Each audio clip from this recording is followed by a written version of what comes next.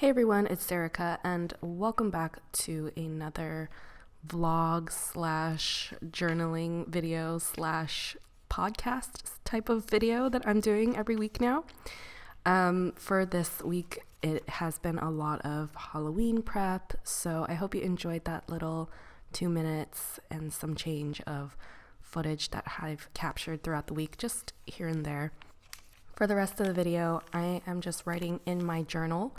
This is my traveler's notebook, regular size in brown, and I'm using a lightweight paper notebook. So this is a blank notebook, and I have the shitajiki, which I place underneath the page that I'm writing. There is a nice guideline that I use to keep my writing straight and neat. And I really like this notebook so far. I haven't ever tried this before. This is my very first one.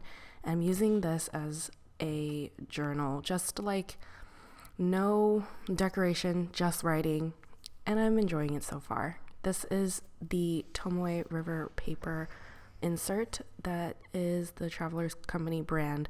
So if you're curious about that, I will leave some links down below. And I'm also using the Kaweco fountain pens. I have 4 of them that I alternate in my journal here. I like to switch up the ink color every day so that it's like, I don't know, a little bit more colorful and I can distinguish when each entry ends. So I'm just writing about the Halloween weekend and all the prep and stuff and how our party went at our house. It wasn't a super sensitive entry, like there was nothing private, so I figured that I would just record the writing process in real time while I chat to you.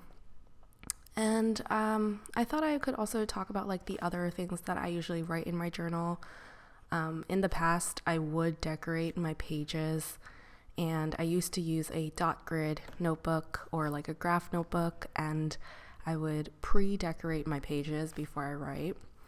But nowadays, I just don't feel like decorating my pages. I'm very limited on my energy, but I still want to have a place where I can just open my notebook and write things that I want to write. There is no obligation. I don't use prompts. I don't write every day. It's just a place where I can like scribble my thoughts. So in this particular entry, I'm doing some memory keeping. I'm writing down, everything that happened on Saturday, which was our small gathering of friends and their children. And it was all very good memories and things like that.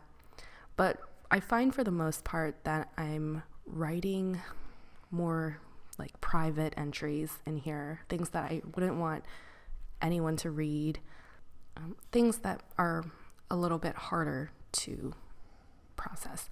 And I think that everyone needs a place like that, Of course, it doesn't replace talking it out to someone, but I do find my journal is a way for me to slow down my thoughts, especially when my thoughts are so fast and jumbled that I can't make sense of it. Do you ever feel that way? Especially when you're like overwhelmed with emotions. It just is a way to like take all of that, those layers and layers of thoughts, and just like bottleneck it so that you're forced to make some sort of sense with what's in there.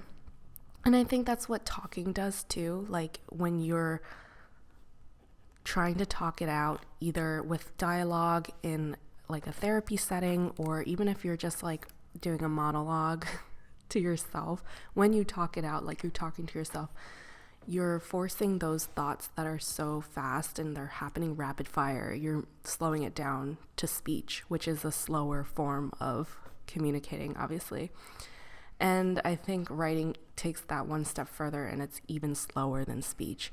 So as you can see here, this is my real-time writing, and I find that I really have to think about like what I'm writing, and that really helps me when I'm trying to process difficult emotions, like if something dredged up some past trauma, or if I got into an argument with a loved one. I personally do have several ongoing conflicts with people in my life, in my family. I've got, toxic family members that I have tense relations with. And so there's all these things that can cause distress, and writing in my journal is like one way that I cope with it. So that's one of the main reasons that I stopped decorating in this journal, and I kind of separated those two forms of art, I guess I should say. This isn't really like artistic, but it's one of those things that I sit down and like feel kind of artsy when I'm writing with a fountain pen. I don't know. But I decided to kind of separate the collage process into another traveler's notebook. That way, if I felt like I wanted to share the decorative part of it with the planning and journaling community, I could. And then this remains like my private journal, except for today, because I knew I wouldn't be writing anything of that nature.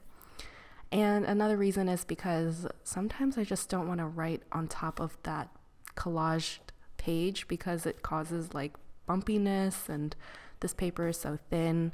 I'm really enjoying the properties of the Tomoe River paper, but when you're writing on top of collage, it kind of causes like this uneven surface, and it's just not very pleasant when you're writing with a fountain pen, or any pen for that matter. So that's what I'm using this journal for. Let me know what you write in your journal. Like, do you have a long form journal? Do you combine your decorating and your writing? I actually kind of got this idea to separate my collage journal and my writing journal from Amanda Lee Plans. So shout out to her. I really enjoyed her videos.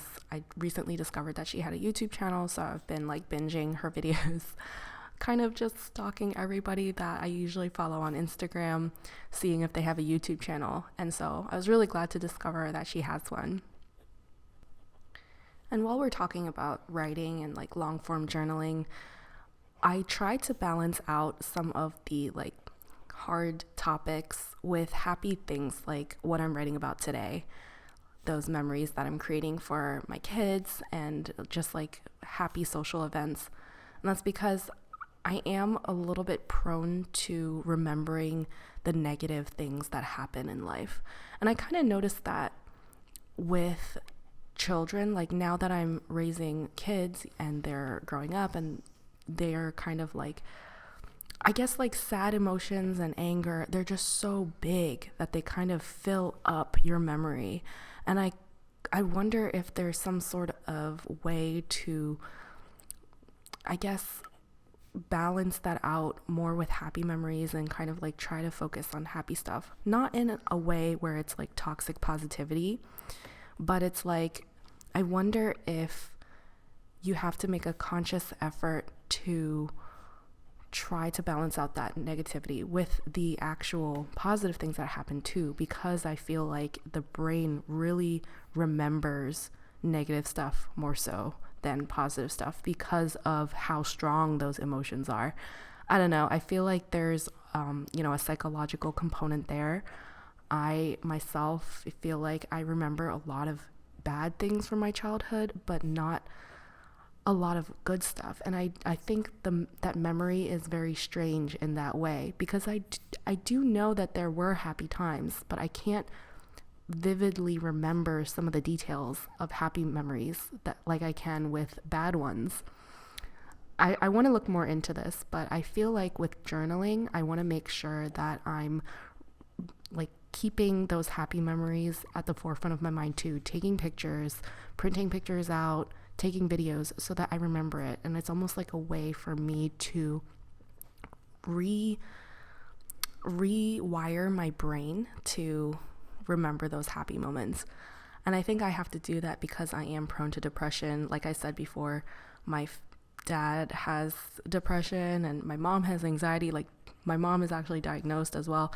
So I feel like this is really important for me as a journal person to like do memory keeping. It's almost as important as doing all of the processing and stuff. So when I write these happy memories, it's almost just as important for my mental health. And I just wanted to make that point. I wasn't the most eloquently formulated thought process I've had. So if you have more insight, please let me know in the comments. I would love to do more research on this concept. But yeah, as for this entry right here, I'm just reminiscing on what just happened. We had a little Hallow weekend, 3 days of fun for the kids. We did trick-or-treating, we did passing out candy, we did a little party. And for me, I never really celebrated Halloween. I've never been trick-or-treating before, and my husband has never been trick-or-treating. But with our kids, we just want to do every single holiday, go all out, you know. We love the holidays now. Actually, our son was born right around Thanksgiving, and then our daughter was born right around Christmas. So this is a very busy social time for us.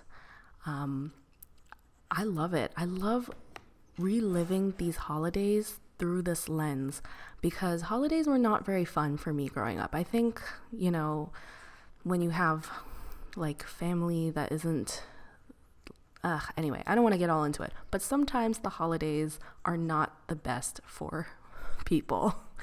And right now I'm just kind of recreating those holidays in the way that I wanted them for my kids, and they're just having so much fun. Like, it's so magical. So get ready for a whole bunch of like different holiday and birthday party planning vlogs in the next several weeks, because I feel like every 2 weeks there's going to be some sort of thing to celebrate, which is so great, so fun.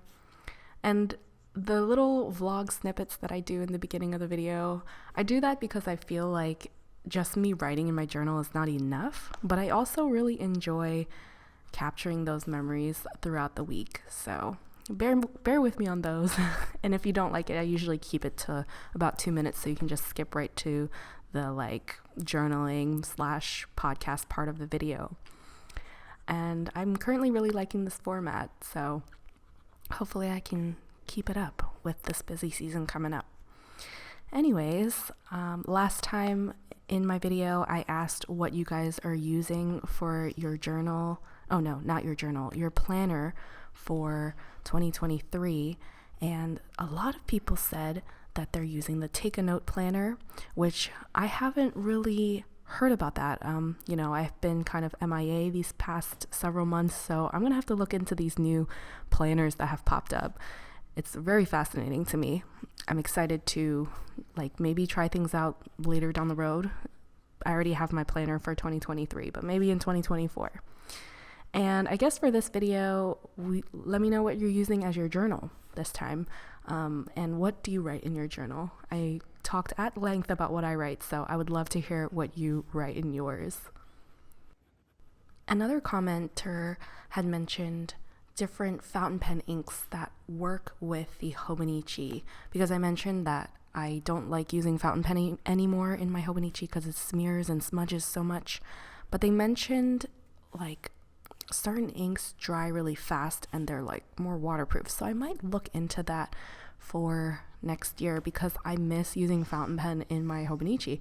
As you can tell, I really love using fountain pens in my journal, so I'd love to just have that be my main pen across the board.